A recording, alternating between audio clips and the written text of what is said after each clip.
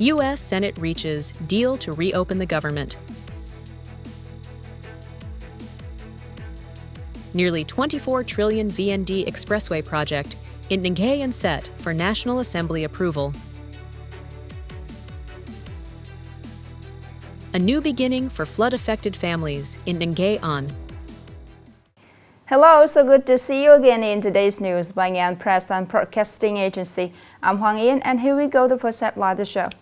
On the evening of November 9th, local time, the U.S. Senate officially passed a federal budget bill, marking a major step towards ending the longest government shutdown in the nation's history, lasting more than 40 days since October 1st. The yeas are 60 and the nays are 40. According to the Senate's live broadcast, 60 senators voted in favor and 40 opposed, just enough to pass the bipartisan spending package.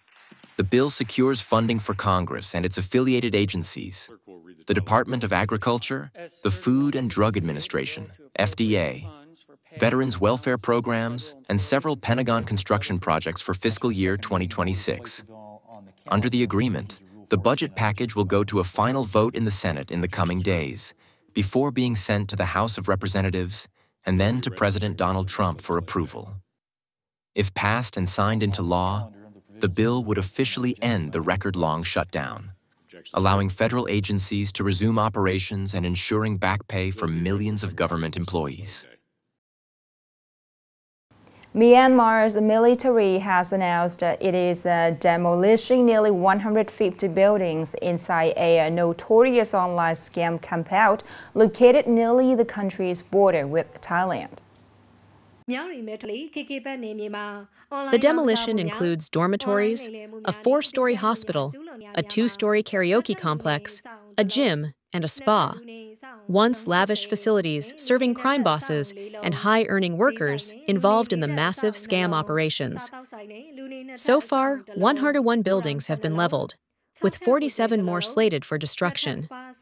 The KK Park compound in the border town of Mayawati was long considered a major hub for online fraud networks in Southeast Asia.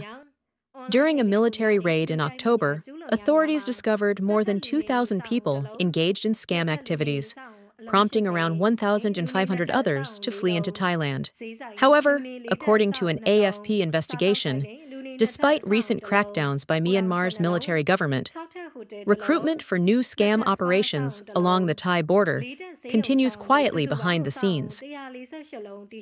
Vietnam State Appraisal Council has completed its assessment and submitted a report to the government on the pre-feasibility study of the Vinh Expressway project, paving the way for the government to present it to the National Assembly for investment approval. The expressway will start at Cape Mingiro plus $1,000, connecting with the North-South Expressway, Dien Chau, Bai Vot section, at Hung Thai Interchange, Hung Nguyen District, and end at the Than Thui Border Gate Economic Zone, linking with the Nam On Border Gate. Stretching about 60 kilometers through 9 communes of Nghệ An province, the project has a total estimated cost of nearly 23.95 trillion Vietnamese dong.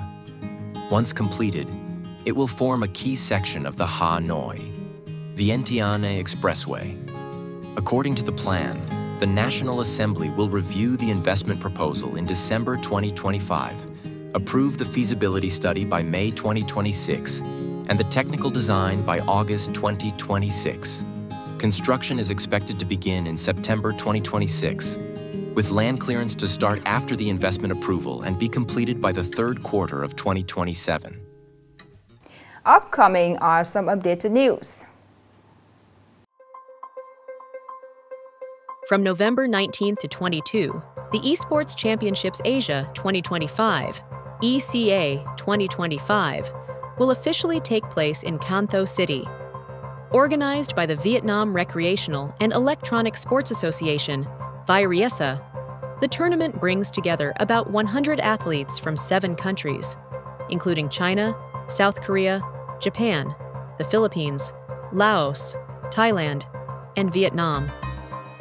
Beyond the exciting matches, ECA 2025 will feature a series of side events such as business networking programs, international cooperation signings, and expert seminars on Asian esports development.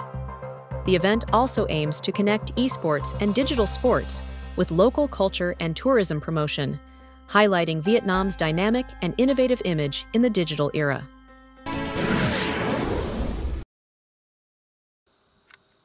Vietnam is working to complete a national forest coding system to ensure the legality of timber sources and meet new international standards, such as the European Union Deforestation Regulation, EUDR. The Forest Code will identify each forest area, linking data between forest owners, authorities, and exporters, ensuring transparency in forest management and certification. Once the EUDR takes effect, timber exporters must prove their materials are not linked to deforestation or conservation violations. In 2024, Vietnam's forestry exports reached around 17.3 billion USD, creating jobs for over 500,000 workers.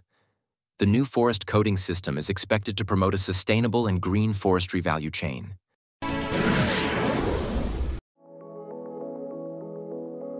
At the 7th World Rice Conference, held in Phnom Penh, Cambodia, Vietnam's ST25 rice has once again been crowned the world's best rice 2025, sharing the top honor with Cambodia's PHKA Ramdul variety. Beating more than 30 rice samples from around the world, ST25 rice, produced by Ho Quang Tri Private Enterprise, impressed judges with its fragrance and quality. At the event, the company shared its 30-year journey of developing premium ST fragrant rice varieties, which have helped increase farmers' incomes and open doors to demanding markets such as the US, Japan, Europe, and Australia. With its continued success, ST25 rice further strengthens Vietnam's global reputation as a leading producer of high-quality rice.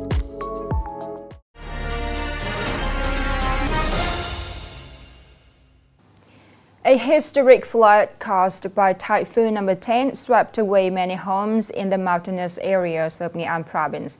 Amid the loss, the generosity of the community, especially the decisive efforts of the Ministry of Public Security, has helped rebuild hundreds of study houses on safe resettlement sites in western Nghệ An. These new homes bring happiness and a fresh start to the flood-affected families, rekindling hope for a brighter future. More in the story today. In just a few days, Mrs. Dao Thi Hoi's family from Qua Rau Tu village, Tuong Duong commune, will move into their new home. The recent flood swept away their house and all the belongings they had worked so hard to save over the years. Yeah, if it weren't for the home provided by the Ministry of Public Security, I would still be living as a guest elsewhere. Now that we have a stable place to live, I am truly happy. Nghệ An was severely affected by Typhoon number 3 in July, with total damages estimated at 3,800 billion VND. Understanding the scale of the losses, the Nghệ An Provincial Police proposed, and the Ministry of Public Security approved, the construction of 500 houses for residents in western Nghệ An.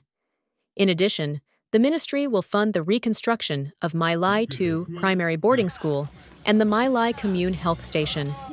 These new homes not only provide families with a safe and stable place to live, but also serve as a living testament to the deep bond between the police force and the people. The police have been at the forefront, working with local authorities to build prefabricated houses. So far, 14 homes have been completed and handed over to families. These new homes are more than just physical structures. They are the foundation for families to rebuild their lives, plant seeds of hope, and shape a brighter future. The spirit of supporting those in need and serving the people with dedication, shown by the police, has truly transformed devastated areas into places where dreams can take flight. The last story to send it our news today. Thank you so much for your attention. Goodbye for now.